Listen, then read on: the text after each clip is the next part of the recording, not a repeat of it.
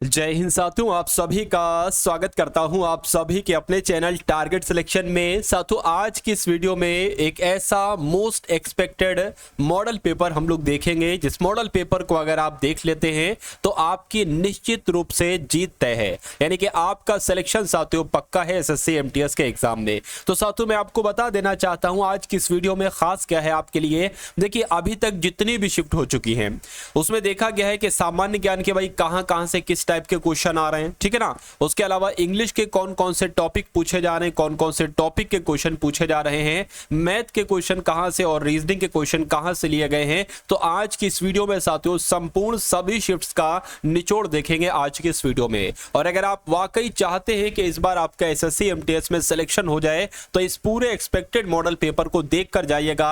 मेरा मानना है कि आपको हार का सामना नहीं करना पड़ेगा। तो क्लास आपकी शुरू हो चुकी है। पहले 25 सवाल हम लोग सामान्य ज्ञान के प्लस करंट अफेयर के देखेंगे, उसके बाद रीजनिंग के, उसके बाद इंग्लिश के और उसके बाद साथियों मैथ के। पहला सवाल आपकी स्क्रीन पर है कि संविधान के, भारत के संविधान में हमारे देश का नाम क्या है। तो साथियों, हमारे देश को संविधान में इंडिया अर्थात भारत कहा गया है। राइट आंसर जिनका ऑप्शन नंबर सी है, मैं कहूंगा बिल्कुल करेक्ट है। उसके बाद देखिए, पृथ्वी के वायुमंडल में किन दो गैसों का प्रतिशत सबसे ज्यादा है। एक तो आप लोग जानते हैं, देखिए नाइट्रोजन है तो ये तो ऑक्सीजन नहीं होगा, ये भी साथियों कार्बन डाइऑक्साइड नहीं होगा। देखिए सबसे ज्यादा नाइट्रोजन पाई जाती है और उसके दूसरे नंबर पर कौन सी पाई जाती है, ऑक्सीजन पाई जाती है। तो इसलिए आंसर अगर आपका है ऑप्शन नंबर बी के साथ, तो मैं कहूंगा बिल्कुल करेक्ट है। भारतीय संविधान की प्रस्तावना की भाषा को किस देश से लिया गया है, तो मैं कहूंगा ये ऑस्ट्रेलिया से लिया गया है। यानी कि क्या संविधान की जो प्रस्तावना है ना, इसको ऑस्ट्रेलिया से लिया गया है। उसके बाद देखिए, इनमें से कौन सा एक राज्य के नीति निदेशक तत्वों का उद्देश्य नहीं। तो हमें यह मालूम होना चाहिए कि भाई राज्य के नीति निदेशक सिद्धांतों तत्वों का उद्देश्य क्या क्या है। एक कल्याणकारी राज्य की स्थापना करना, यह तो उद्देश्य है। सामाजिक आर्थिक न्याय सुनिश्चित करना, यह भी उद्देश्य है। अंतरराष्ट्रीय शांति एवं सुरक्षा की अभिवृद्धि करना, यह भी उद्देश्य है। एक धार्मिक राज्य की स्थापना करना, देखिए ये एक तरीके से अलाउ ही नहीं है कि एक धार्मिक राज्य की स्थापना की जाए। तो मैं कहूंगा कि राज्य के नीति निर्देशक तत्वों का उद्देश्य कौन सा नहीं है, ऑप्शन नंबर डी वाला नहीं है, बाकी ए बी सी वाले हैं। उसके बाद देखिए, अगला सवाल है कि राष्ट्रपति के निर्वाचक मंडल का उल्लेख संविधान के किस अनुच्छेद में किया गया है। सबसे पहले मैं आपको बताना चाहूंगा कि ये आखिर निर्वाचक मंडल कौन होते हैं। देखिए, राष्ट्रपति को हम ना चुनते हैं ना आप चुनते हैं, तो राष्ट्रपति को निर्वाचक मंडल में जो सदस्य होते हैं ना वो लोग चुनते हैं। अब निर्वाचक मंडल में कौन कौन साथी होते हैं, जो भी लोकसभा के सदस्य हैं ना, तो ये निर्वाचक मंडल का ही एक पार्ट है। जो भी राज्यसभा के सदस्य हैं ना साथियों, ये निर्वाचक मंडल का पार्ट है। और जो भी साथियों आपके विधानसभा के हैं, ठीक है ना, विधानसभा की अगर बात करें तो ये भी विधान, यानी कि ये सब मिलकर राष्ट्रपति को चयन करते हैं, हम और आप नहीं करते हैं। तो राष्ट्रपति के निर्वाचक मंडल का जो जिक्र किया गया है वो अनुच्छेद 54 में किया गया है। देखिए, निर्वाचक मंडल 54 थोड़ा थोड़ा मैच कर रहा है, तो आप लोग इस ट्रिक से भी याद करेंगे। उसके बाद देखिए, मुगल सम्राट औरंगजेब निम्नलिखित में से कौन सा वाद्य यंत्र बजाने में निपुण था। तो कौन सा वाद्य यंत्र बजाने में निपुण था, ये तो वीणा वादक था, यानी कि वीणा बजाने में इंटरेस्ट लेते थे कौन, औरंगजेब। उसके बाद देखिए, अगला सवाल है कि आलमगीर किस मुगल सम्राट की उपाधि थी। तो ये भी औरंगजेब की साथियों उपाधि थी, आप लोग ध्यान रखेंगे आलमगीर। अगला सवाल देखिए, लाहौर में बादशाही मस्जिद का निर्माण किसने करवाया था। तो मैं कहूंगा औरंगजेब ने ही लाहौर में बादशाही मस्जिद का निर्माण करवाया था। नेक्स्ट नंबर का सवाल है कि औपनिवेशिक भारत में भारतीय विधवाओं के लिए शारदा सदन स्कूल की स्थापना किसने की थी। तो आपको मालूम होना चाहिए, पंडिता रमाबाई की अगर बात करते हैं तो शारदा सदन स्कूल की स्थापना किसने की थी, पंडिता रमाबाई ने ही की थी। नेक्स्ट नंबर का सवाल है कि सत्यशोधक समाज की स्थापना किसके द्वारा की गई थी। तो इनका नाम है ज्योतिबा फुले, और ज्योतिबा फुले के द्वारा ही सत्यशोधक समाज की स्थापना की गई थी। आंसर आपका जाएगा बी के साथ। साथियों, आपके पास समय बहुत कम है, तो मैं आपको बहुत तेजी के साथ पढ़ाऊंगा, बहुत तेजी के साथ वो क्वेश्चंस आपको दूंगा जो आपके एग्जाम में आपको साथियों डायरेक्ट देखने को मिलने वाले हैं। महाराष्ट्र में रामोसी कृषक जत्था किसने स्थापित किया था। तो साथियों, किसने स्थापित किया था, अगर आपसे सवाल पूछ लिया जाए तो वासुदेव बलवंत फड़के के द्वारा यह जत्था साथियों स्थापित किया गया था, महाराष्ट्र में रामोसी कृषक जत्था। उसके बाद देखिए, अगला सवाल है कि 1857 के विद्रोह के ठीक बाद बंगाल में कौन सा विद्रोह हुआ था, बताइए। तो यहां पर अगर बात करें साथियों, आपको भी मालूम होना चाहिए आपका राइट आंसर किस ऑप्शन के साथ जाएगा, नील विद्रोह हुआ था, यानी कि 1857 के विद्रोह के ठीक बाद बंगाल में नील विद्रोह हुआ था। नेक्स्ट नंबर का सवाल है आपकी स्क्रीन पर कि पाबना आंदोलन 1873 में कहां पर हुआ था, यानी कि जो पाबना आंदोलन हुआ था ये कब हुआ था, ये 1873 में हुआ था, लेकिन ये हुआ कहां पर था, तो साथियों ये बंगाल में हुआ था, ये आपको मालूम होना चाहिए। उसके बाद देखिए भारत की किस नदी का अंतर्देशीय जल निकास है, मुझे बताइए। तो मैं कहूंगा साथियों कि लूनी की अगर बात करें, क्या किस नदी का, यानी कि भारत में भारत की लूनी नदी का अंतर्देशीय जल निकास है, आपको मालूम रखना है। भारत के पहले रेलवे विश्वविद्यालय का नाम क्या है साथियों बताइए। तो भारत के पहले रेलवे विश्वविद्यालय का नाम है राष्ट्रीय रेल परिवहन संस्थान, क्या, यानी कि आपका राइट आंसर जो होगा वो ऑप्शन नंबर सी के साथ जाएगा। उसके बाद देखिए अगला सवाल है, आपसे पूछा जा रहा है कि वर्ष की दीर्घतम अवधि निम्नलिखित में से किस ग्रह पर होती है, बताइए। तो किस ग्रह पर होती है साथियों, नेपच्यून पर होती है, ये आप सभी लोग याद रखेंगे। उसके बाद देखिए पृथ्वी से बढ़ती दूरी के अनुसार यहां निम्नलिखित में से कौन सा क्रम सही है, पृथ्वी के सबसे नजदीक, फिर उससे दूर, फिर उससे दूर, फिर उससे दूर, तो ये क्रम जो है ना ये शुक्र, मंगल, बुध और बृहस्पति का बिल्कुल सही है। अब सही है तो यही आपका राइट आंसर हो जाएगा। भूकंप की तीव्रता मापने को क्या कहा जाता है, तो भूकंप की तीव्रता मापने को क्या कहा जाता है साथियों, रिक्टर पैमाना कहा जाता है। देखिए आपकी नजर, आपकी निगाह बहुत तेज होना चाहिए और मैं आपको साथियों चीता बना दूंगा, एकदम चीता, क्योंकि क्वेश्चंस इधर देखो, इधर एक नैनो सेकंड में उसका साथियों जवाब आ जाना चाहिए, ठीक है। बहुत ऊंचाई पर बर्फ का एक बड़ा ढेर होता है जो पहाड़ी ढलानों से नीचे गिरता है, उसको क्या कहा जाता है साथियों, मुझे बताइए। फटाफट आंसर आपका क्या हो सकता है, तो आप लोग ध्यान रखेंगे, उसको हिमस्खलन कहा जाता है, इसलिए राइट आंसर आपका जाएगा ऑप्शन नंबर ए के साथ। अगला सवाल है साथियों, मृदा अपरदन को किससे रोका जा सकता है। तो मृदा अपरदन की अगर बात करें, क्या पक्षियों की संख्या बढ़ाकर रोका जा सकता है, नहीं। वन रोपण के द्वारा, वनों का रोपण करके या वनस्पति को हटाकर भी नहीं, अतिचारण के द्वारा भी नहीं, मैं कहूंगा हाँ वन रोपण के द्वारा साथियों बिल्कुल मृदा अपरदन को रोका जा सकता है। आंसर आपका जाएगा बी के साथ। अगला सवाल है आपकी स्क्रीन पर साथियों, जो अभी यहां पर अगर बात करें साथियों, जो 67 Akhil Bharatiya police duty meet 2024 का जो आयोजन किया गया था, यह उत्तर प्रदेश की राजधानी लखनऊ में किया गया था। यह करंट अफेयर का सवाल है, आप लोग याद रखेंगे।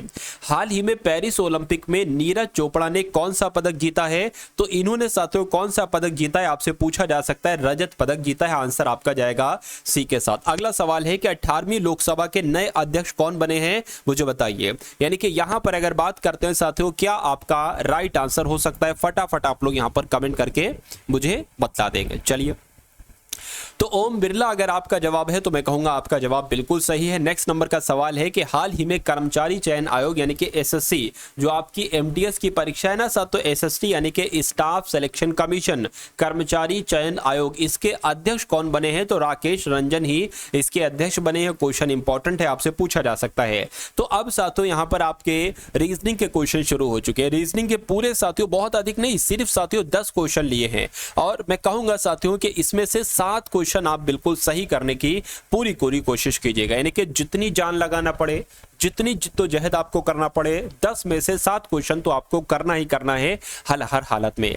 अब देखिए एक पंक्ति में मानसी बाईं ओर से, मान लीजिए वो पंक्ति ये है, कहने के बाईं ओर से यानी कि इस तरफ से जो मानसी का स्थान है, क्या जो मानसी का स्थान है साथियों वो 29वां, यानी कि इधर से अगर काउंट करते हैं ना तो 29वां हो जाएगी। और अगर दाईं तरफ से काउंट करें तो वो 31वें स्थान पर, अगर इधर से काउंट करते हैं तो वो 33वें स्थान पर। तो कह रहे पंक्ति में कितने विद्यार्थी हैं, ऐसा सवाल आपसे पूछा जाएगा। कहा जाएगा कि भैया एक मान लीजिए रोहन है, सोहन है, कोई भी, अगर इसको दाईं तरफ से काउंट करते हैं ना तो इसका 25वां स्थान आता है, अगर बाईं तरफ से काउंट करते हैं तो इसका 30वां स्थान आता है। कहेंगे बताइए कुल छात्र कितने हैं, कुल बच्चे कितने, ऐसे करके सवाल पूछा जाता है। तो आपको पता क्या करना है, आपको 2 संख्याएं दी होंगी, आपको दोनों संख्याओं को कर देना है जोड़।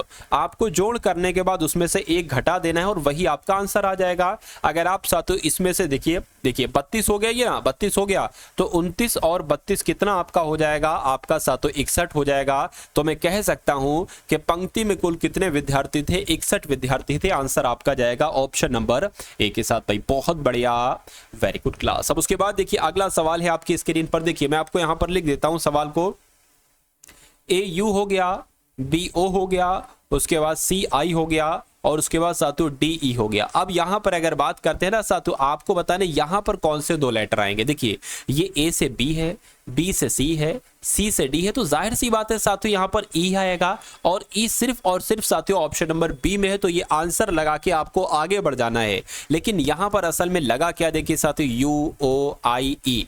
अब यहाँ पर अगर बात करें साथियों, आपने सुना होगा AEIOU, बस ये उल्टा उसका उल्टा ही तो है। क्या उसका उल्टा ही तो, अगर हम साथियों मान लीजिए यहां पर E रख देते और यहां पर A रख दे, तो देखिए जो क्रम यहां पर है ना वो उल्टा साथियों क्रम है, जैसे कि AEIOU वॉवेल का क्रम है ना ये। तो मैं कहूंगा कुल मिला के आपका राइट आंसर अगर है ऑप्शन नंबर B के साथ, तो बिल्कुल करेक्ट आपका आंसर हो जाएगा। उसके बाद देखिए नेक्स्ट नंबर का सवाल है आपकी स्क्रीन पर, इसको थोड़ा बड़ा मैं कर देता हूं। देखिए आपके सामने साथियों क्या क्या है, आपके सामने कथन भी है और आपके सामने निष्कर्ष भी है। बहुत अच्छे तरीके से आपको सवाल को देखना है और आंसर आपको बताने। कह रहे हैं कि सभी लड़के स्नातक हैं। मान लीजिए ये क्या हो गए साथियों, ये लड़के हो गए, और कह रहे हैं कि सभी लड़के क्या हैं, सभी लड़के स्नातक हो गए, सभी लड़के स्नातक हो गए, ठीक है ना, सभी लड़के स्नातक। कह रहे सभी स्नातक विवाहित हैं, सभी स्नातक क्या हैं, सभी स्नातक साथियों विवाहित हैं, बिल्कुल सभी स्नातक विवाहित हैं।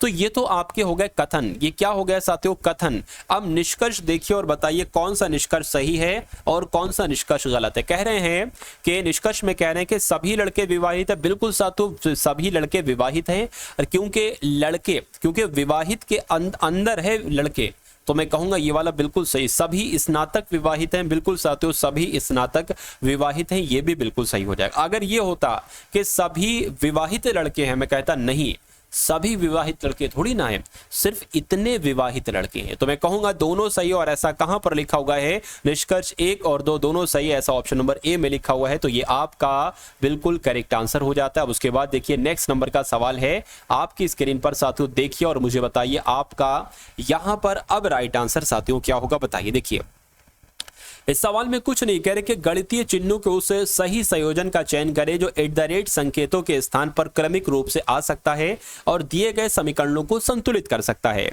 यानी कि यहां पर से अगर बात करें साथियों क्या क्या लिखा हुआ है, अगर बात करें देखिए यहां पर 13 लिखा हुआ है, यहां पर 4 लिखा हुआ है, यहां पर 5 लिखा हुआ है, यहां पर 57 लिखा हुआ है।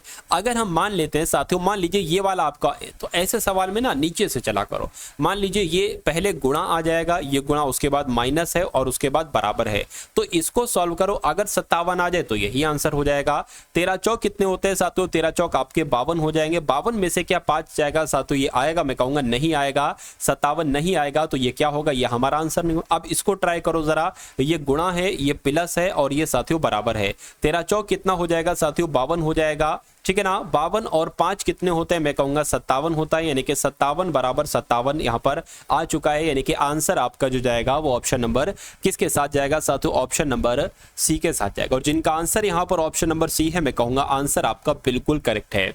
उसके बाद देख लीजिए नेक्स्ट नंबर का सवाल है आपकी स्क्रीन पर, देखिए और बताइए सही जवाब क्या होगा। साथियों अगर वाकई में देखिए, अगर आप सीरियस हैं और अपने माता पिता का सपना पूरा करना चाहते हैं तो, और अगर चैनल पर साथियों नए हैं तो चैनल को साथियों सब्सक्राइब करके बेल आइकन पर आप लोग अवश्य क्लिक कर दीजिए। क्या कर दीजिए साथियों, अवश्य आप लोग क्लिक कर दीजिए। और एक चीज मैं आपको बता देता हूं, अगर आप लोग सीरियस है तो आपके लिए एक एसएससी एमटीएस की क्या साथियों अंतिम समय में सभी शिफ्ट्स को मद्देनजर रखते हुए किस टाइप के क्वेश्चंस पूछे जा रहे हैं, आपके लिए साथियों 2 पीडीएफ तैयार किए गए। मेरा मानना है इन दोनों पीडीएफ को अगर आप लगा लेते हैं तो आपका एग्जाम बहुत शानदार होगा। तो 10 मॉक टेस्ट आपको दिए जाएंगे जैसे एग्जाम में सवाल पूछे जा रहे हैं। उसके अलावा साथियों करंट अफेयर भी आपके लिए बहुत इंपॉर्टेंट है, क्योंकि इस बार बहुत इंपॉर्टेंट है आपके लिए। तो करंट अफेयर के साथियों इंपॉर्टेंट क्वेश्चन आपको दिए जाएंगे जनवरी 2024 से लेकर अगस्त 2024 तक। तो ये दोनों पीडीएफ अगर आप लगा लेते हैं तो 65 से 70% आपका पेपर साथियों यहां से फंसेगा। ये दोनों पीडीएफ आपको सिर्फ और सिर्फ 45 रुपए में मिल रही हैं। मैं कहूंगा कि अगर आपके एग्जाम में 1 दिन 2 दिन 3 दिन अभी अगर हैं तो इन दोनों पीडीएफ को साथियों अगर आप सरसरी निगाहों से देखकर चले जाते हैं तो मेरा मानना है कि एग्जाम आपका क्वालिफाइड हो जाएगा, कट ऑफ में नंबर आपका आ जाएगा। तो ये दोनों पीडीएफ सिर्फ 45 में है। डिस्क्रिप्शन में आपको लिंक मिल जाएगा एसएससी एमटीएस पीडीएफ करके, उस लिंक पर जब आप क्लिक करेंगे तो आप हमारे व्हाट्सएप पर आ जाएंगे। वहां पर आपको एक क्यूआर कोड दिया जाएगा, ठीक है ना, क्यूआर कोड दिया जाएगा। उस क्यूआर कोड पर साथियों 45 का पेमेंट करके आप इन दोनों पीडीएफ को साथियों प्राप्त कर सकते हैं, ठीक है ना। चलिए अब यहां पर अगर साथियों बात करते हैं इस सवाल की, अगर बात करें तो देखिए अगर इस सवाल के साथियों यहाँ पर अगर हम लोग बात करते हैं तो इस सवाल में क्या है, कुछ नहीं है साथियों। इस सवाल में क्या, इस सवाल में साथियों कुछ नहीं है। देखिए मैं आपको समझा देता हूँ। यहाँ पर अगर बात करें 72 विद्यार्थियों की एक कक्षा में लड़कों की संख्या लड़कियों की 2 गुनी है, ठीक है ना। बहुत ध्यान से देखिएगा साथियों, 72 कुल मिला के विद्यार्थी हैं और गर्ल्स भी हैं यहाँ पर और बॉयज भी हैं। कहने के कक्षा में लड़कों की संख्या लड़कियों की संख्या से 2 गुनी। अगर एक लड़की है तो 2 गुना क्या होंगे, लड़के होंगे, बॉयज होंगे। और टोटल 72 है, यानी कि साथियों x + 2x बराबर क्या हो जाएगा, 72 हो जाएगा। अरे भाई इन दोनों लड़के लड़कियों को जोड़ दो, 72 संख्या बन जाएगी। तो ये x और 2x कितना हो जाएगा साथियों, 3x हो जाएगा, बराबर 72 हो जाएगा। यानी कि x बराबर क्या हो जाएगा, 72/3 हो जाएगा। 3 × 3 3 दूना 6, 3 चौक 12, यानी कि x बराबर क्या आ गया, 24 आ गया। तो पूछा क्या जा रहा है, लड़कों की संख्या पूछी जा रही है, यानी कि 2x का मान आपसे पूछा जा रहा है। तो जब x बराबर 24 है तो 2x बराबर तो 48 हो जाएगा। यानी कि मैं कहूंगा लड़कों की संख्या कितनी होगी, 48 होगी। और अगर लड़कियों की संख्या पूछते x का मान तो 24 आपका आंसर होता। उसके बाद देखिए नेक्स्ट नंबर का सवाल है आपकी स्क्रीन पर। यहां पर अगर बात करें साथियों 21 है और फिर 22 है और फिर 18 है और फिर 27 है, उसके बाद 11 है और उसके बाद साथियों 36 है। आपको बताने कि यहां पर कौन सा नंबर आएगा मुझे बताइए। देखिए अगर हम इसकी अगर बात करें कि ये सवाल कैसे होगा, यहाँ पर कितना बड़ा है, 1 बड़ा है। यहाँ पर अच्छा कितना घटाया गया है, तो यहाँ पर 4 घटाया गया है, ठीक है, माइनस लगा देता हूँ।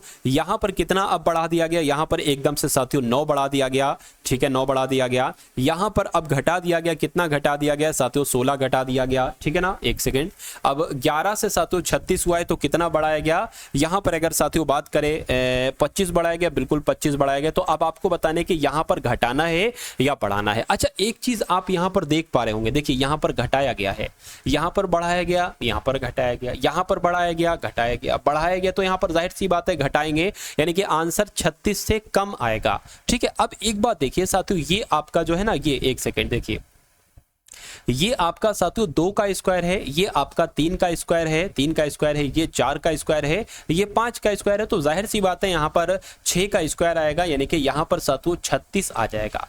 क्या आ जाएगा साथियों, 36। तो मैं कहूंगा 36 में 36 घटाना पड़ेगा तो 0 आ जाएगा। क्या 0 कहीं ऑप्शन में है, मैं कहूंगा बिल्कुल साथियों 0 भी आपका यहाँ पर ऑप्शन में। तो आपका राइट आंसर किस ऑप्शन के साथ जाएगा, ऑप्शन नंबर बी के साथ जाएगा। और जिनका आंसर यहाँ पर बी के साथ है, मैं कहूंगा आपका आंसर यहाँ पर साथियों बिल्कुल करेक्ट। भाई बहुत बढ़िया, वेरी गुड क्लास। चलिए अब उसके बाद देख लीजिए अगले नंबर का सवाल है साथियों। यहाँ पर अगर बात करें 234 को क्या 171 लिखा गया है, तो अगर बात करें साथियों 2535 को यहाँ पर क्या लिखा जा सकता है, ये आपको बतलाना है। यानी कि 171 से 234 बना दिया गया। देखिए मैं अगर बात करूं, इनको अगर हम जोड़ते हैं जैसे कि 2 + 3 + 4, क्या इनको 2 + 3 + 4 और इनको अगर जोड़ते हैं 1 + 7 + 1, तो इसका भी योग कितना आता है साथियों, 9 आता है। और इसका भी योग कितना आता है, 9 आता है। तो अब इसमें भी वही चीज करो, जरा जोड़ो 2 + 5 + 3 + 5, यानी कि कितना हो जाएगा, ये तो 15 हो जाएगा। तो यहां पर भी हमें 15 योग वाला कोई नंबर चाहिए। क्या इनको जोड़ेंगे साथियों 15 आएगा, जरा जोड़िए 6 4 10, बिल्कुल साथियों 15 आ रहा है। क्या इसमें 15 आ रहा है, तो 8 8 16, तो यही हो जाएगा, नहीं होगा, ये ज्यादा हो जाएगा और ये भी ज्यादा हो जाएगा। मैं कहूंगा साथियों जो लॉजिक यहां लगा था वही लॉजिक यहां पर अगर लगा दे तो 6414 आपका आंसर आ जाएगा। 6414 आपका बिल्कुल करेक्ट आंसर हो जाता। भाई बहुत बढ़िया, वेरी गुड क्लास। साथियों चैनल पर अगर नए हैं, चैनल को सब्सक्राइब नहीं किया तो तुरंत चैनल को सब्सक्राइब कर लीजिए साथियों, और बेल आइकन पर भी आप लोग जरूर क्लिक कर लीजिए, ठीक है ना। चलिए तो अब देखिए एक सवाल आपसे कैसा पूछा जाता है, मैं आपको समझा देता हूं। देखिए यहां पर अगर बात करें, कहने के उस विकल्प का चयन करें जिसमें दी गई आकृति 9 अंतर्निहित है। 9 अंतर्निहित है, इसका मतलब क्या हुआ, ये कुछ नहीं है साथियों, ये कुछ नहीं है। यहां पर जैसे कि ए बना हुआ है ना, तो अब आपको बताने क्या ए आपको इसके अंदर देखने को मिल रहा है या इसके अंदर कहीं ना, मतलब उल्टा फुल्टा जैसे बनाओ ए बना होना चाहिए। क्या इसके अंदर देखने को मिल रहा है या इसके अंदर देखने को मिल रहा है, देखिए इसके अंदर तो बिल्कुल नहीं देखने को मिल रहा है। यहां पर अगर मान भी ले साथियों ये ए बना हुआ है ना, तो ये वाली जो लाइन है वो यहां पर नहीं बनी, इसलिए ये भी कट हो जाएगा।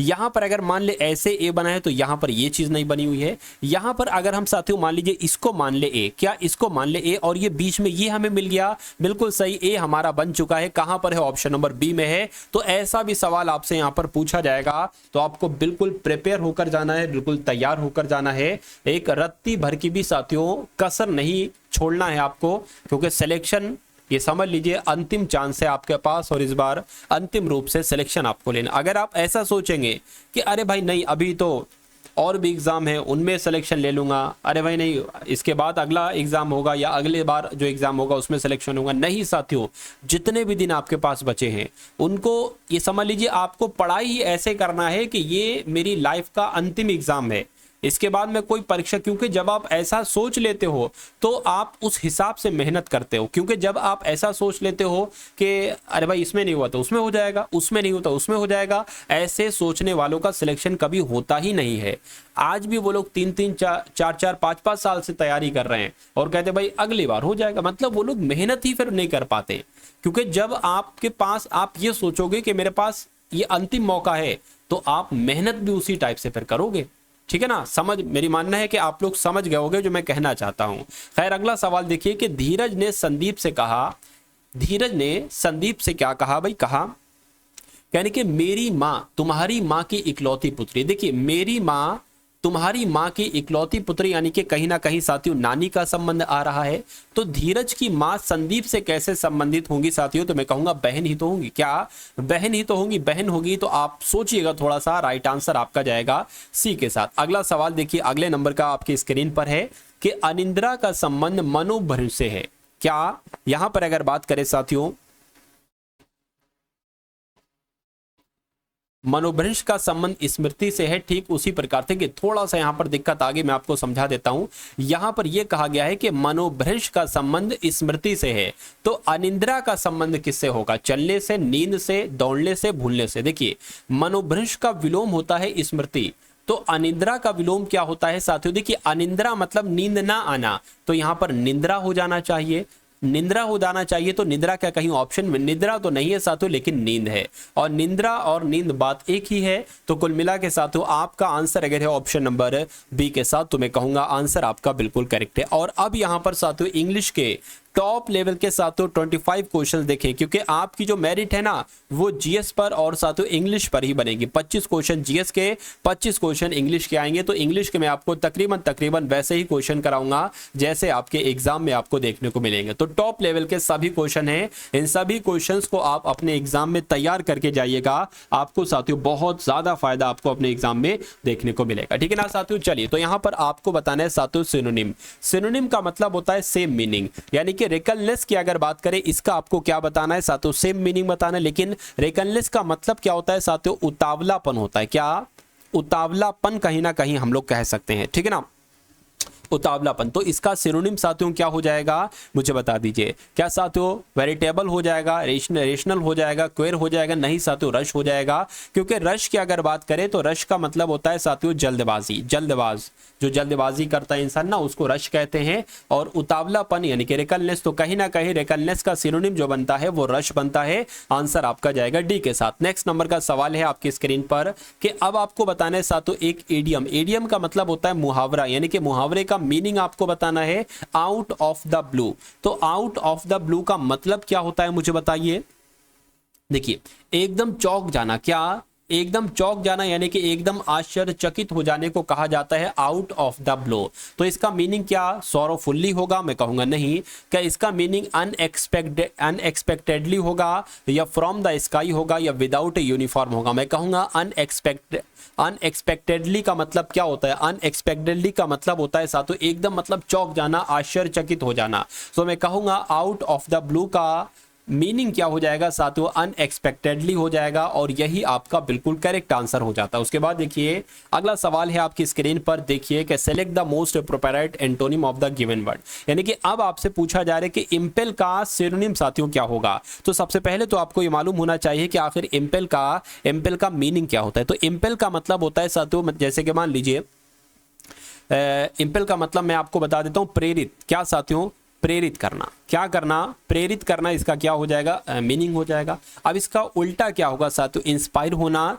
या रिप्रेस होना, या प्रोमोट होना, या साथियों ऑब्लाइज होना। तो मैं कहूंगा रिप्रेस आपका राइट आंसर हो जाएगा, क्योंकि रिप्रेस का मतलब होता है साथियों दमन करना या खत्म करना, एक तरीके से दमन करना, और दमन करने का उल्टा ही तो होता है प्रेरित करना। नेक्स्ट नंबर का सवाल है आपकी स्क्रीन पर, select the incorrectly spelled word, यानी कि आपको बताने के कौन से वर्ड की स्पेलिंग यहां पर गलत है मुझे बताइए। देखिए एलिजिबल यहाँ पर बिल्कुल सही लिखा हुआ है, ठीक है ना। एलिजिबल की अगर बात करें बिल्कुल सही लिखा हुआ है। उसके अलावा टैक्टिक्स भी बिल्कुल सही लिखा हुआ है। यहाँ पर अगर बात करें साथियों, ये आई है, ये बस कैपिटल आई है, ठीक है। आई है, डबल एल है, आई है, CIT है, यानी कि इसका मतलब एलिसिट यानी कि अवैध होता है, ठीक है। तो मैं कहूंगा यहाँ पर रेलेवेंट की स्पेलिंग गलत है। रेलेवेंट की स्पेलिंग होना क्या चाहिए थी, RELEVANT होना चाहिए थे, लेकिन यहाँ पर ई लगा हुआ है। तो कौन से वर्ड की स्पेलिंग है गलत है, मैंने आपको बताया। उसकी सही स्पेलिंग क्या होगी ये भी साथियों मैंने आपको बता दिया। अब उसके बाद देखिए नेक्स्ट नंबर का सवाल है कि a vehicle used to carry a dead body, यानी कि एक ऐसा व्हीकल जो इस्तेमाल किया जाता है डेड बॉडी को लाने ले जाने में, उसको क्या कहा जाता है। तो उसको साथियों हेयर्स कहा जाता है। क्या कहा जाता है, उसको हेयर्स कहा जाता है। हेयर्स का मतलब होता है शव वाहन। क्या इसका मतलब होता है, इसका मतलब होता है साथियों शव वाहन। तो ये आप सभी लोगों को मालूम होना चाहिए। चलिए भाई, अब उसके बाद देख लेते हैं, आपसे पूछा जा रहा है कि एरोमा का सिनोनिम क्या होगा। तो सबसे पहली बात आपको मालूम होना चाहिए एरोमा का मतलब क्या होता है साथियों। इसका मतलब होता है खुशबू, यानी कि इसका मतलब होता है साथियों सुगंध। इसका मतलब क्या होता है, सुगंध होता है। तो मैं कहूंगा कि इसका सिनोनिम क्या हो जाएगा, मुझे बताइए। इसका सिनोनिम क्या साथियों, सॉरनेस हो जाएगा। सॉरनेस का मतलब तो खट्टापन होता है। क्या होता है साथियों, खट्टापन होता है। ये तो इसका सिनोनिम हो नहीं सकता।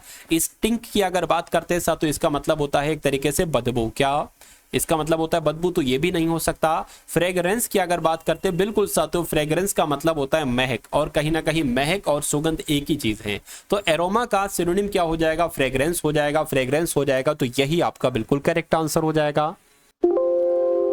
Select the most appropriate antonym of the given word, यानी कि रिटार्ड का आपको बताना है साथियों कि एंटोनिम क्या हो सकता है। तो रिटार्ड का मतलब होता है धीमा करना, किसी भी चीज को साथियों धीमा करना, यानी कि किसी चीज को रिटार्ड करना, धीमा करना। तो मैं कहूंगा इसका एंटोनिम साथियों क्या हो सकता है, किसी चीज को तेज करना या किसी चीज को जल्दी करना, जल्दी जल्दी करवा देना, ठीक है ना। तो मैं कहूंगा साथियों उसको क्या कहा जाता है, हरी अप कहते हैं ना, हरी अप, ठीक है। तो हरी साथियों इसका क्या हो जाएगा, कहीं ना कहीं आपका एंटोनिम हो जाएगा, और यही आपका सही जवाब, क्योंकि डिले हो नहीं सकता। डिले का मतलब देरी करना होता है, ठीक है। तो उसके अलावा साथियों ये भी चौक भी नहीं हो सकता, क्राम भी नहीं हो सकता, क्योंकि क्राम का मतलब एक तरीके से रटना होता है। तो मैं कहूंगा आंसर आपका सी के साथ जाएगा। उसके बाद देखिए अगला सवाल है आपकी स्क्रीन पर, देखिए और मुझे बताइए कि आपका सही जवाब क्या होगा। देखिए यहां पर 4 सेगमेंट आपको दिए गए हैं। Last nights 1, Christmas party was fun 2, I wish you welcome 3 और 4। तो आपको बताने कि यहाँ पर दिक्कत कहाँ पर साथियों लग रही है, मुझे बताइए। लास्ट नाइट से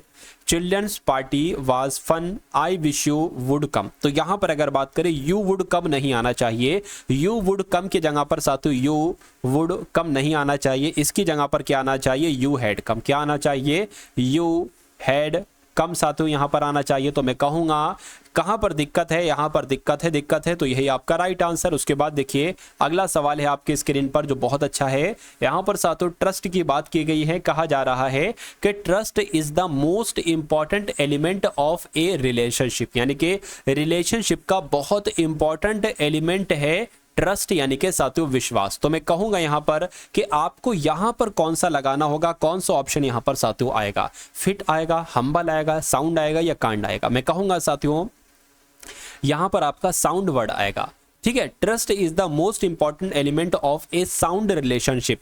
यहां पर साथियों साउंड का इस्तेमाल जो किया गया है ना, वो मजबूती के लिए किया गया, यानी कि मजबूत रिलेशनशिप का जो सबसे महत्वपूर्ण एलिमेंट है वो साथियों ट्रस्ट है, यहां पर ये बताया गया है। तो साउंड यहां पर आ जाएगा। उसके बाद देखिए अगले नंबर का सवाल है आपकी स्क्रीन पर साथियों, देखिए और मुझे बताइए कि आपका राइट आंसर क्या होगा। कहा जा रहा है कि from far and wide, from far and wide इसका मतलब साथियों क्या अगर बात करें, चलिए from somewhere, from all direction, या from a far of palace, या from a here by place. देखिए एक तरीके से मैं कह सकता हूं सभी दिशा में, क्या फ्रॉम फार एंड वाइड यानी कि साथियों सभी दिशा में। तो इसको हम क्या कह सकते हैं, फ्रॉम ऑल डायरेक्शन कह सकते हैं, और ये आपका बिल्कुल करेक्ट आंसर है। उसके बाद देखिए एलाइव एंड किकिंग, तो इसका आपको ईडियम का मतलब बताना है कि इसे ईडियम का मतलब क्या होता है, एलाइव एंड किकिंग का। तो इसका मतलब होता है साथियों हट्टा कट्टा। क्या साथियों, हट्टा कट्टा पुष्ट आदमी, क्या हट्टा कट्टा, ठीक है, हट्टा कट्टा एक तरीके से स्वस्थ के लिए यहाँ पर साथियों इस्तेमाल किया गया है।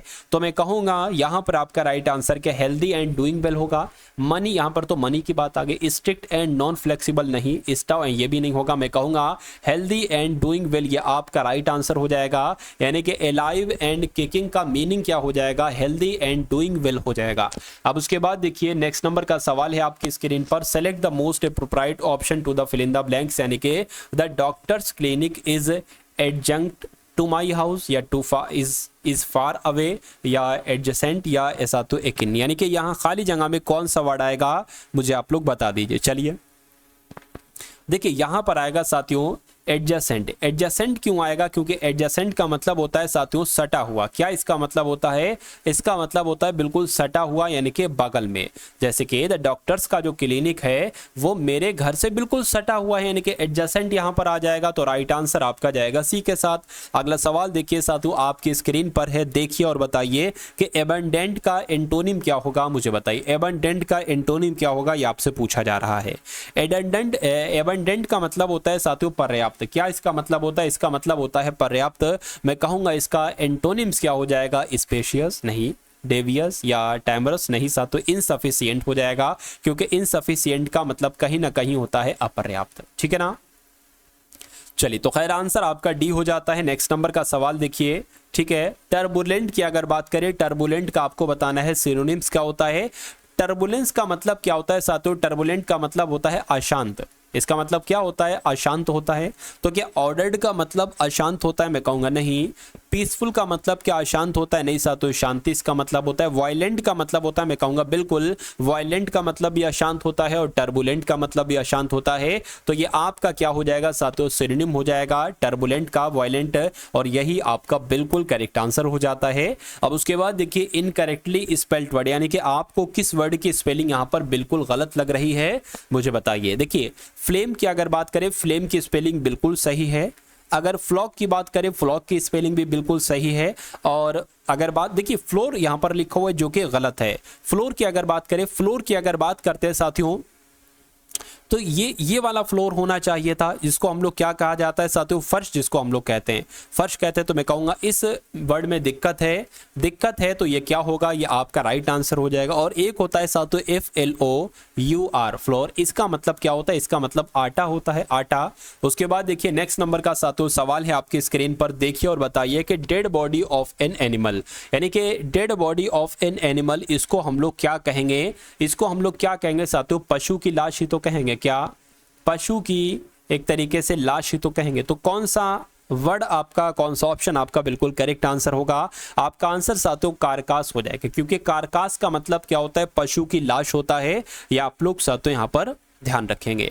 अब उसके बाद देखिए नेक्स्ट नंबर का सवाल है आपकी स्क्रीन पर, देखिए बताइए सही जवाब क्या होगा। यहां पर अगर बात करें, यहां से शुरू है और ये वन वर्ड है, वन वर्ड सब्स्टिट्यूशन, यानी कि एक पूरा सेंटेंस को आपको वन वर्ड में आंसर को बतलाना है। लिखा हुआ है यहाँ पर, the branch of science which deals with celestial bodies like stars, planets and natural objects in space, यानी कि अगर बात करें तो साथियों एस्ट्रोनॉमी होगा, माइथोलॉजी होगा, एस्ट्रोलॉजी होगा या मेथोरोलॉजी होगा, बताइए। यानी कि यहाँ पर आपका राइट आंसर साथियों किस ऑप्शन के साथ जाएगा। देखिए यहाँ पर ये सब स्टार्स, प्लैनेट्स, नेचुरल ऑब्जेक्ट्स हैं, ये सब क्या है, ये सब एक तरीके से साथियों मैं कहूँगा, ठीक है, ये सब खगोल विज्ञान के अंतर्गत आएंगे। किसके अंतर्गत आएंगे, ये सब खगोल विज्ञान के अंतर्गत आएंगे। और खगोल विज्ञान को क्या कहा जाता है, एस्ट्रोनॉमी कहा जाता है। इसलिए राइट आंसर अगर आपका है ऑप्शन नंबर ए के साथ, मैं कहूँगा बिल्कुल करेक्ट है। एस्ट्रोलॉजी तो ज्योतिष शास्त्र होता है, क्या होता है, ज्योतिष शास्त्र होता है। चलिए खैर अगला सवाल देखिए, इनकरेक्टली स्पेल्ड वर्ड, यानी कि आपको बताना है कि इसमें से कौन सा वर्ड आपको गलत लग रहा है, और गलत लग रहा है और कौन सी स्पेलिंग बिल्कुल सही है, ये भी आपको बताना है। तो यहां पर अगर बात करें, अप्लायंसेस की स्पेलिंग सही है, सर्किट की स्पेलिंग बिल्कुल, सर्किट की स्पेलिंग बिल्कुल सही है, ठीक है। उसके अलावा अगर बात करें फेनोमेनन की स्पेलिंग भी बिल्कुल सही है, लेकिन एसोसिएटेड की स्पेलिंग गलत है। कैसे एसोसिएटेड लिखा जाता है? ASSOCIATED लिखा जाता है, ठीक है, जो कि नहीं है। तो मैं कहूंगा कि गलत कौन सी थी, ऑप्शन नंबर डी वाली थी। सही क्या होगी वो भी मैंने आपको बता दी। उसके बाद देखिए नेक्स्ट नंबर का सवाल है आपकी स्क्रीन पर, खाली जगह में आपको बताना है कौन सा वर्ड साथियों आ जाएगा। कहने कि ही imagined a clever plan to safeguard his secret, या यहाँ पर डिवाइस्ड आना चाहिए, या क्रिएटेड आना चाहिए, या साथियों प्लान्ड आना चाहिए? क्या आना चाहिए मुझे बताइए। चलिए तो यहां पर साथियों डिवाइस्ड आ जाएगा। क्या आ जाएगा? डिवाइस, यानी कि डिवाइस का मतलब होता है तैयार करना, ठीक है। उसने तैयार किए प्लान को सेफ गार्ड ही सीक्रेट के लिए, ठीक है। तो मैं कहूंगा कि यहां पर आपका डिवाइस जो होगा वो बिल्कुल करेक्ट आंसर हो जाएगा। चलिए उसके बाद देखिए अगले नंबर का सवाल है, क्या लिखा हुआ है? एब्सोल्युटली। क्या साथियों?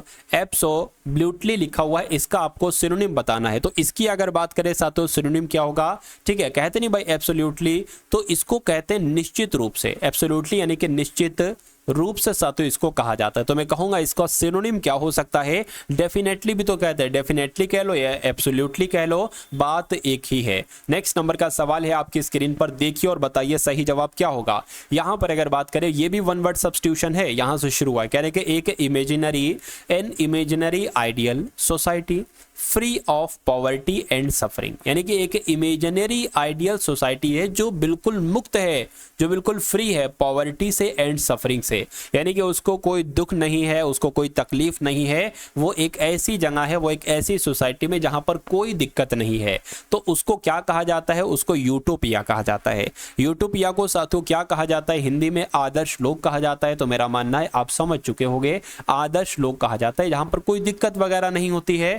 उसके बाद देखिए अब अगला सवाल है साथियों डिस, ठीक है ना, डिस्यूड की अगर बात करते हैं इसका एंटोनिम क्या होगा? डिस्यूड का मतलब होता है किसी चीज को रोकना, किसी चीज को रोकना डिसॉइड कह सकते हैं। तो मैं कहूंगा किसी चीज को ना रोकना, ठीक है, किसी चीज को ना रोकना यानी कि उसको आगे बढ़ाना, ठीक है। चलिए तो इसको क्या कहा जाता है साथियों? परसुइड कहा जाता है। तो कहीं ना कहीं डिसॉइड का एंटोनिम क्या हो जाएगा? परसुइड हो जाएगा। परसुइड आपका बिल्कुल करेक्ट आंसर हो जाता है। उसके बाद देखिए causing a mood of gloom and depression. तो यहां पर अगर साथियों बात करते हैं हम लोग के, यहां पर अगर साथियों बात करते हैं causing a mood of gloom and depression, depression gloom वाला मूड है, तो कैसा वो है? डिप्रेशन में है, जाहिर सी बात है वो साथियों निराश है। क्या वो बंदा निराश है? तो यहां पर आपका क्या हो जाएगा? उसको डिस्मल कह सकते हैं, ठीक है ना, क्योंकि डिस्मल का मतलब भी साथियों कहीं ना कहीं निराश ही होता है। चलिए अब उसके बाद देखिए अगले नंबर का सवाल है साथियों। अब इसके बाद देखिए आपके सामने मैथ के क्वेश्चन शुरू हो जाएंगे। कौन से क्वेश्चन? मैथ के क्वेश्चन। ईडियम है इन ए फिक्स, तो इसका मतलब क्या होता है साथियों मुझे बताइए। देखिए उलझन में होना, क्या उलझन में होना, क्या उलझन में होने को क्या कहा जाता है? इन ए फिक्स कहा जाता है। तो मैं कहूंगा इन ए डिफिकल्ट सिचुएशन कहेंगे, अंडर रिपेयर्स कहेंगे, इन ए क्लोज स्पेस कहेंगे, या अंडर ऑब्जर्वेशन कहेंगे। तो मैं कहूंगा इन ए डिफिकल्ट सिचुएशन कहेंगे उलझन में होने को, यानी कि इन ए फिक्स। तो आपका right answer option number A हो जाता है। उसके बाद देखिए अगला सवाल है साथियों, अब आपको एलाई का एंटोनिम बताना है, मुझे बताइए। तो एलाई का साथियों एंटोनिम क्या हो सकता है? फटाफट आप लोग बता देंगे। एलाई का मतलब होता है साथियों दोस्त यानी कि मित्र। क्या? दोस्त यानी कि मित्र। तो मैं कहूंगा क्या एनिमी का मतलब क्या होता है साथियों? शत्रु। तो कहीं ना कहीं मित्र का उल्टा शत्रु ही तो होता है। तो आपका एलाई का एंटोनिम क्या हो जाएगा? एनिमी हो जाएगा। एनिमी हो जाएगा तो यही आपका बिल्कुल करेक्ट आंसर हो जाता है।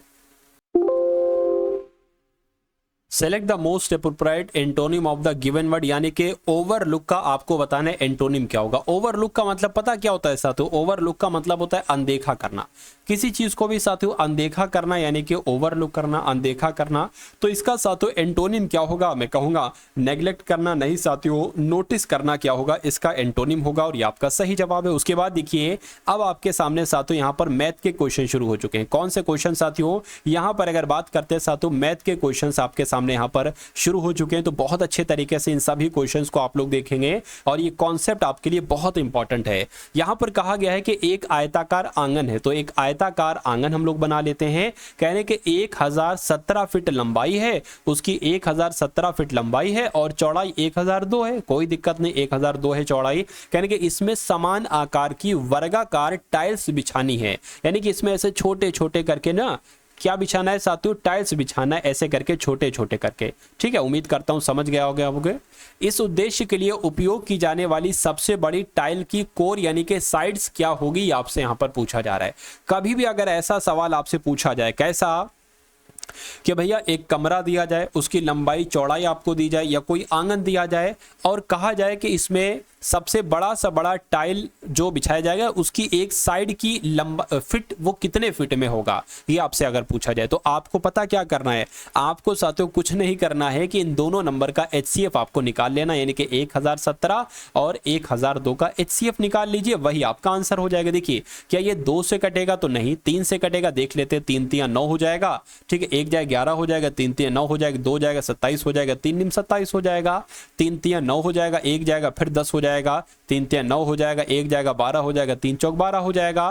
क्या 3 से कटेगा, ये तो कट जाएगा, ये कटेगा, ये साथियों नहीं कटेगा 3 से, तो मैं कहूंगा अब ये 4 से कटेगा, नहीं 5 से, 6 से नहीं साथियों, 7 से भी, तो ये अब मैं कह सकता हूं कि 3 आपका HCF हो जाएगा, इनका और हम कह सकते हैं कि 3 फीट यानी कि सबसे बड़ी टाइल की साइड क्या होगी जो यहां पर वर्गाकार बिछाई जा सके, तो मैं कहूंगा 3 फीट होगी, इसलिए राइट आंसर आपका जाएगा बी के साथ। ऐसा सवाल एक आपसे आता है तो इसलिए आपको बहुत ध्यान से इन सभी सवालों को साथियों देखना होगा और अपने एग्जाम को क्रैक करना होगा। उसके बाद देखिए यहां पर अगर बात करें, वह छोटी से छोटी संख्या कौन सी है जिसे 6, 8, 10 से विभाजित करने पर शेषफल कितना आता है, क्रमशः 4, 6, 8, यानी कि आपको बताना है कि वो इसमें से संख्या कौन सी है जिसको अगर 6 से विभाजित करें तो 4 शेषफल बचे, 8 से विभाजित करें तो 6 और 10 से विभाजित करें तो 8 शेषफल बचे, ये आपको बताना है। मान लेते हैं वो संख्या 120 है, अगर हम इसको 6 से विभाजित करते हैं तो क्या 4 शेषफल बचता है, मैं कहूंगा नहीं, ये तो पूरा पूरा विभाजित हो जाएगा, 20 आ गया, ये शेषफल नहीं आया। अगर ये 121 होता ना तो यहां पर मैं कह सकता था कि भाई एक शेषफल बचा है, लेकिन ये तो नहीं होगा, तो मैं कहूंगा ए ऑप्शन नहीं हो सकता। अब बी वाले को ट्राई करते हैं, फिर सी वाले को करेंगे। 118 मान लीजिए वो संख्या करेगा, अगर इसको 6 से विभाजित करते हैं तो 4 शेषफल बचे, देख लेते हैं साथियों, 6 कम 6 कितना जाएगा, 5 जाएगा, 58 हो जाएगा, 6 निम कितना होता है, 54 होता है, 6 निम आपका 6 निम 54 हो जाएगा, कितना बचेगा, 4 बचेगा, बिल्कुल 4 शेषफल बच गया। अब अगर मान लीजिए 118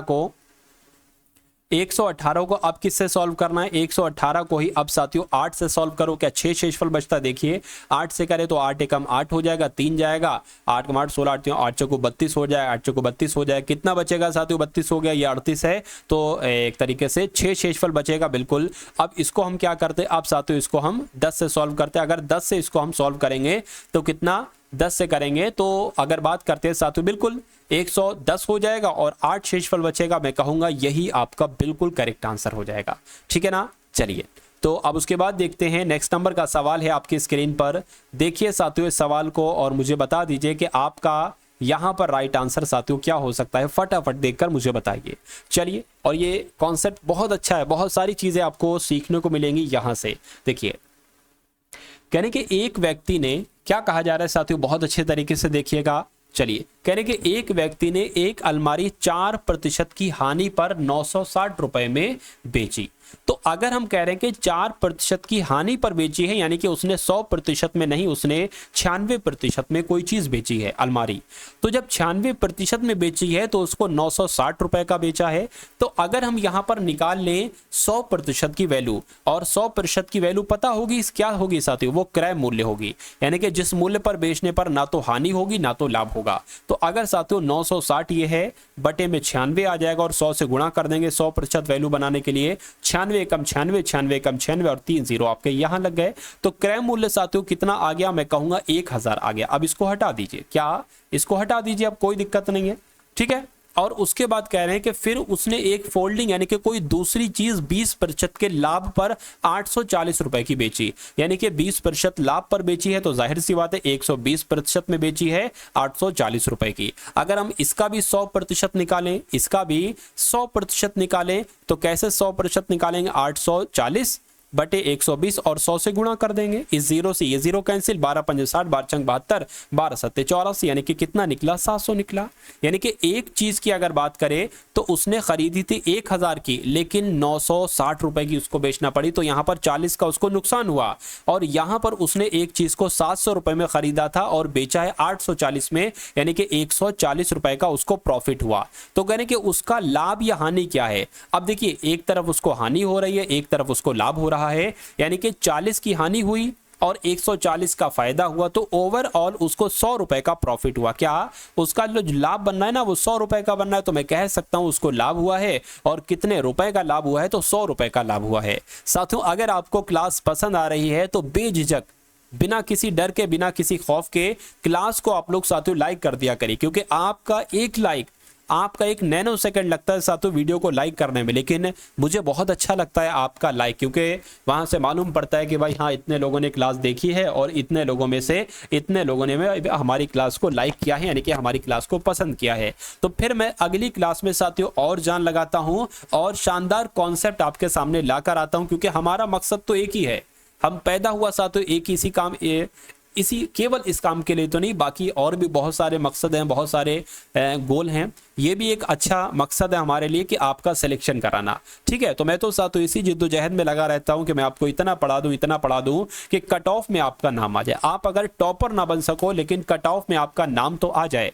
ठीक है, चलिए, अगर मान लीजिए कहीं पर 100 में से 70 नंबर चाहिए हो रहे हैं, तो मैं ज्यादा नहीं कहूंगा, आपके 77 से 78 नंबर साथियों आपके आ जाएं, इतनी मैं आपको इतना पढ़ा दूंगा। बाकी आपको कोई टेंशन लेने की जरूरत नहीं है साथियों एग्जाम के बाद। चलिए देखिए, अब इस सवाल की अगर बात करें, कहने के यदि 12,800 रुपए की धनराशि 9% वार्षिक साधारण ब्याज पर 5 वर्षों के लिए निवेश की जाती है, यानी कि लगाई जाती है, तो बैंक के द्वारा लौटाया जाने वाला मिश्रधन क्या होगा? देखिए, ये मूलधन है, यानी कि P बराबर कितना है साथियों? 12,800, ये मूलधन है। दर यानी कि R कितनी है साथियों? 9% है। समय साथियों कितना है साथियों? 5 वर्ष है। और आपसे पूछा जा रहा है मिश्रधन कितना हो जाएगा। अब इसका एक तरीका पता क्या है? देखिए, मिश्रधन अगर मैं कहूं ना कि मिश्रधन यानी कि A बराबर क्या होता है? ये साधारण ब्याज प्लस मूलधन होता है। तो अब यहां पर मूलधन तो दे रखा है, साधारण ब्याज ज्ञात कर लो। साधारण ब्याज यानी कि सिंपल इंटरेस्ट PRT बटे 100, ये इसका सूत्र होता है। तो आपके पास साथियों PRT सब कुछ है, साधारण ब्याज ज्ञात कर लो। तो P है साथियों 12,800, R है 9%, समय है 5%, समय है 5 वर्ष। तो 0 से 2 0 कैंसिल हो जाएंगे, यानी कि 128 की 9 पंजे 45 से आपको गुणा कराना है। 8 पंजे 40 हो जाएगा, 5 दूना 10 साथियों 14 हो जाएगा, 5 एकम 5 6 हो जाएगा। इसकी 4 अट्ठे साथियों 32 हो जाएंगे, 4 दूना 8 9 10 11 आपका हो जाएगा, 4 एकम 4 5 हो जाएगा। इसको जोड़ लो, 0 आ गया, 6 आ गया, 7 आ गया, 5 आ गया। यानी कि अब अगर यहां पर हम लोग बात करें, देखिए बहुत ध्यान से देखना है आपको। देखिए, अब ये साधारण ब्याज आपका कितना निकला साथियों? 5760 निकला। अगर आपको मिश्रधन यहां पर आपसे पूछा जा रहा था, यानी कि A आपसे यहां पर पूछा जा रहा था, तो A बराबर साथियों क्या होता है? A बराबर होता है साधारण ब्याज प्लस मूलधन। तो मूलधन है आपका साथियों 12,800, ठीक है, और साधारण ब्याज अभी आपने निकाला है 5760, तो इन दोनों को जोड़ दो, 5760 को जोड़ दो, 0 आ गया और यहां पर कितना आ जाएगा? 6 आ जाएगा, यहां पर 15 आ जाएगा, ये आपका 8, यानी कि एक मैं कहूंगा 18,560 आपका मिश्रधन हो जाएगा। तो 18,560 कौन से ऑप्शन में लिखा हुआ है? मैं कहूंगा ऑप्शन नंबर A में लिखा हुआ है। तो ये क्या होगा? ये आपका बिल्कुल करेक्ट आंसर हो जाता है। उसके बाद देखिए, अगले नंबर का सवाल है कि यदि घन का आयतन कितना है? 17,000। क्या? अच्छा, 17,000 नहीं है साथियों, यहां पर कितना है?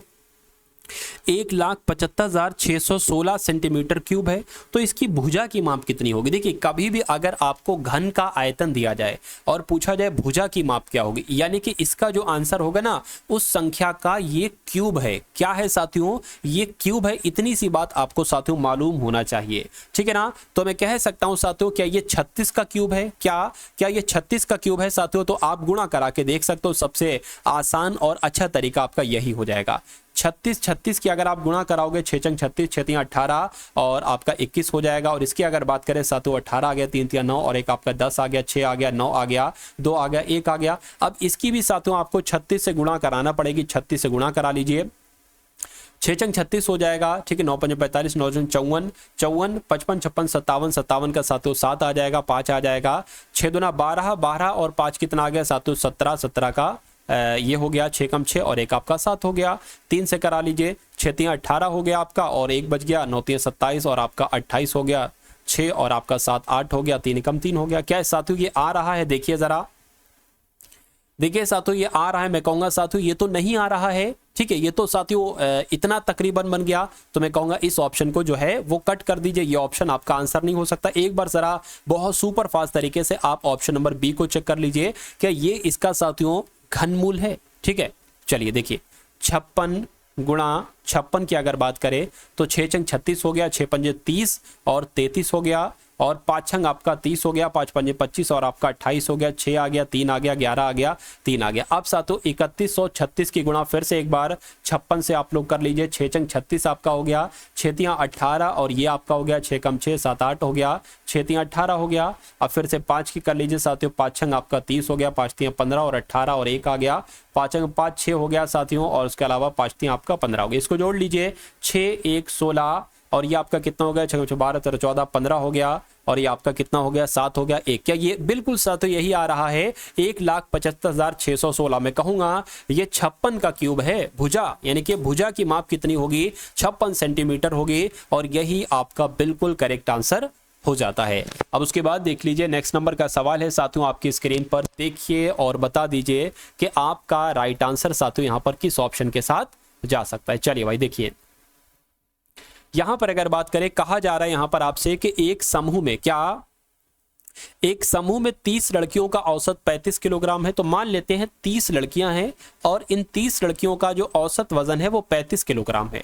अगर मैं आपसे कहूं कि 30 लड़कियों का कुल मिला के वजन कितना है, तो 35 तियां 105 यानी कि 1050 किलोग्राम 30 लड़कियों का वजन है।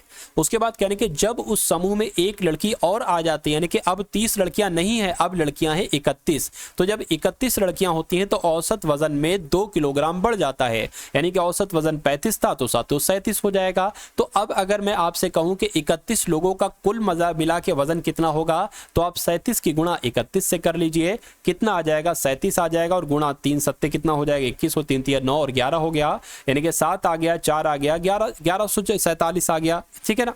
चलिए तो ये 1147 आ गया। अब अगर बात करें नई लड़की का वजन पता कितना है, ये जो 1050 से 1147 हुआ है, इसमें जितने नंबर बड़े हैं वही तो साथियों नई लड़की का वजन है। तो इसको घटा देंगे आप, क्या इसको घटा देंगे, यहाँ पर साथियों 7 आ जाएगा, ये 14 में से 5 जाएगा तो कितना आएगा, 9 आएगा, ठीक है। यानी कि 97 किलोग्राम किसका वजन है, नई लड़की का वजन है जो शामिल की गई थी। तो आपका राइट आंसर अगर है ऑप्शन नंबर बी के साथ, तो मैं कहूंगा कि आपका आंसर बिल्कुल करेक्ट है।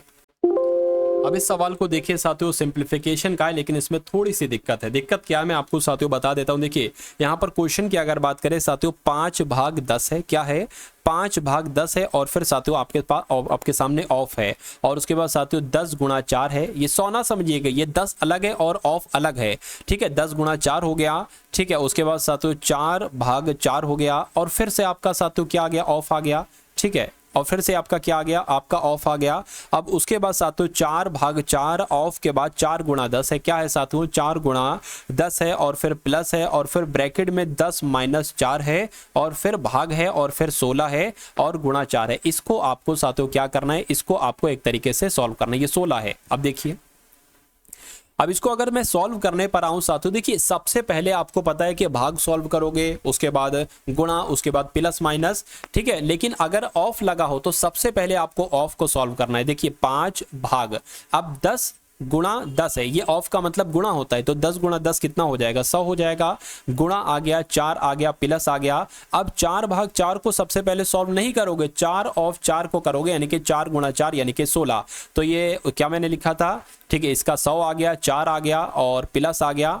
अब 4/4 और 4 चौक कितना हो जाएगा, 16 हो जाएगा। गुणा यहाँ पर क्या आ जाएगा, 10 आ जाएगा, प्लस 4 में से 10 में से 6 जाएगा, 7 10 में से 4 जाएगा, 6 बचेगा और भाग क्या आ जाएगा एक तरीके से साथियों यहाँ पर 16 आ जाएगा और गुणा 4 आ जाएगा। इतनी बात क्लियर है, बिल्कुल क्लियर है।